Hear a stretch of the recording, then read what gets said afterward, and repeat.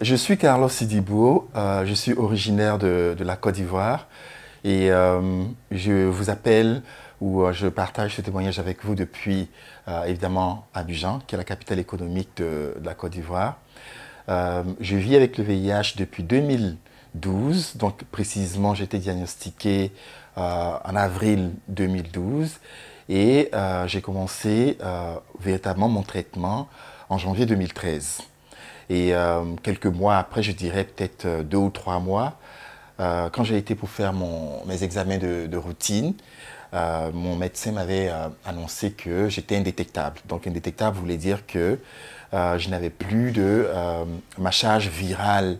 avait considérablement baissé et donc je devenais une personne qui ne pouvait plus transmettre le VIH à ses partenaires sexuels. Je marque une pause sur cet aspect-là de ma vie parce que c'est quand même très important d'en parler. Quand on vit avec le VIH et qu'on reçoit cette nouvelle-là, c'est une bouffée d'oxygène dans la mesure où, en tant que personne avec le VIH, on est emprunt à la stigmatisation, au rejet, à la marginalisation, et surtout pour une personne en tant qu'un homme gay aussi, je me retrouve comme à l'intersection aussi de plusieurs enjeux qui constituent des tabous pour la communauté de façon générale et aussi en tant qu'Africain surtout. Et donc pour revenir sur la question de l'indétectabilité, comme je le mentionnais, c'était quand même une information assez importante qui venait comme changer le cours de aussi bien ma propre perception en tant que personne avec le VIH, mais aussi le discours que j'allais tenir désormais face aux autres personnes, à mes partenaires sexuels ou à mon entourage. Ça constituait une bouffée d'oxygène, ça me permettait de redoubler d'efforts, d'avoir beaucoup plus de confiance en moi, beaucoup plus de motivation à continuer le travail de sensibilisation et d'éducation que je fais depuis l'âge des 18 ans dans le domaine du VIH. C'est vrai que les choses ont considérablement avancé, que ce soit au niveau du traitement, que ce soit au niveau de la prise en charge des personnes vivant avec le VIH, que ce soit au niveau des nouvelles stratégies de prévention, notamment quand on parle de PrEP, qui est la prophylaxie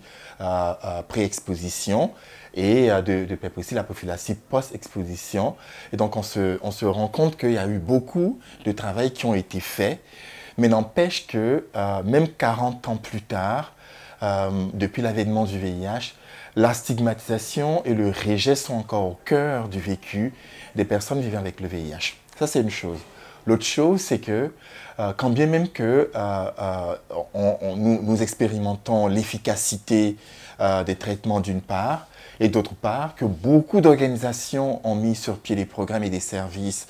pour accompagner les personnes avec le VIH et pour éduquer aussi davantage les personnes qui sont encore séronégatives, n'empêche qu'il y a des communautés spécifiques qui sont plus atteintes, soit à cause d'un manque de revenus ou de l'insuffisance de leurs revenus, soit à cause du racisme, soit à cause du fait qu'elles n'ont pas nécessairement d'emploi et donc ne vivent pas dans des conditions qui puissent leur permettre de pouvoir gérer leur vie en tant que personne vivant avec le VIH. Et c'est en cela que les organisations qui militent et qui œuvrent à l'endroit pour la prise en charge surtout des personnes avec le VIH, leur rôle devient important. Et donc Maison Plein Cœur, depuis 30 ans, donc évidemment 10 ans après l'avènement du VIH, donc Maison Plein Cœur, pendant 30 ans, offre des services, des programmes, une prise en charge holistique aux personnes vivant avec le VIH, mais à la réponse au VIH de façon holistique, il n'y a pas seulement que les personnes avec le VIH. Il y a aussi leurs partenaires séronégatifs, il y a aussi nos familles, il y a aussi nos amis, il y a les personnes avec lesquelles nous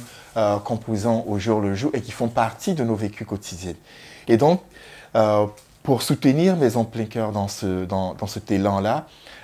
étant donné que c'est une structure qui fait beaucoup, qui veut faire beaucoup, qui veut continuer à apporter son appui et à répondre surtout à une prise en charge adéquate pour les personnes avec le VIH et à maintenir cette trajectoire-là de sorte que beaucoup de personnes, pour ne pas dire toutes les personnes avec le VIH, se retrouvent aujourd'hui indétectables et que les stratégies de prévention qui ont été développés aussi bien avec l'implication des personnes avec le VIH elles-mêmes et les politiques de prise en charge mises en place par le gouvernement, que cela puisse permettre à Maison Plein Cœur de toujours continuer son œuvre. Et c'est la raison pour laquelle cette campagne est lancée, afin que vous qui constituez la société civile, vous qui faites partie de nos familles, vous avec lesquels nous travaillons, vous qui nous soutenez au quotidien, et même vous qui ne comprenez pas encore ces enjeux-là qui entourent le vécu des personnes avec le VIH, nous lançons cet appel à votre endroit afin que vous apportez votre soutien à Maison Plein Cœur. Nous n'allons pas exiger de vous de gros montants. Chaque personne est invitée à contribuer en fonction de ses possibilités. Mais une chose est à retenir, c'est que ce soit $1, que ce soit $5, que ce soit $100 ou que ce soit $1000, cela va aider Maison Plein Cœur à pouvoir continuer son travail qu'il a fait depuis 30 ans. C'est grâce à vous, à vos dons, c'est grâce également au soutien du gouvernement du Québec et par ricochet du gouvernement fédéral du Canada que ces programmes sont maintenus. Donc il va sans dire que sans cette aide-là, Maison Plein Cœur va se retrouver confrontée à des défis alors que nous n'avons pas encore fini de réfléchir et d'apporter des réponses au VIH, même 40 ans plus tard. Et un autre aspect aussi, pour revenir sur mon propre vécu, c'est que, comme je l'ai dit déjà dans d'autres témoignages, il faut regarder les choses en termes de responsabilité. Et donc, il y a la responsabilité de santé publique, ainsi que des organisations qui militent et qui prennent les personnes vivant avec le VIH en charge. Mais il y a aussi la responsabilité de nous aussi qui vivons avec le VIH, parce que c'est nous qui savons exactement, c'est nous qui prenons les traitements, c'est nous qui gérons nos vies quotidiennes. Et donc, de pouvoir maintenir ce cap de vie positive et aussi d'être surtout en bonne santé. Notre part de responsabilité à nous, c'est de pouvoir nous assurer que nous vivons dans des conditions, que nous prenons nos traitements tous les jours pour pouvoir atteindre l'objectif de indétectable égale intransmissible. Également,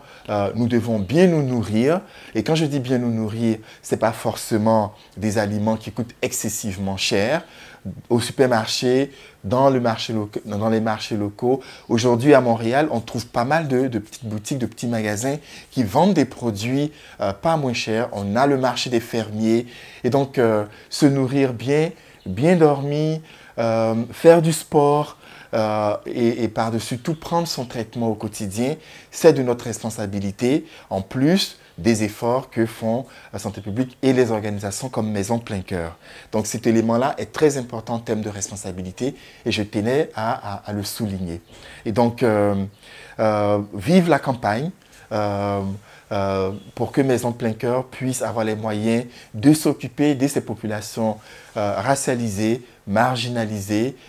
qui n'ont pas nécessairement les moyens de vivre au quotidien. Vive Maison Plein Cœur pour que on puisse encore parler de 30 ans de plus, parce que 30 ans, c'est pas rien, c'est un long chemin parcouru, mais nous souhaitons une longue vie à Maison Plein Cœur pour que on puisse aussi avoir le sourire aux lèvres en souhaitant longue vie aux personnes vivant avec le VIH, surtout de demeurer en bonne santé.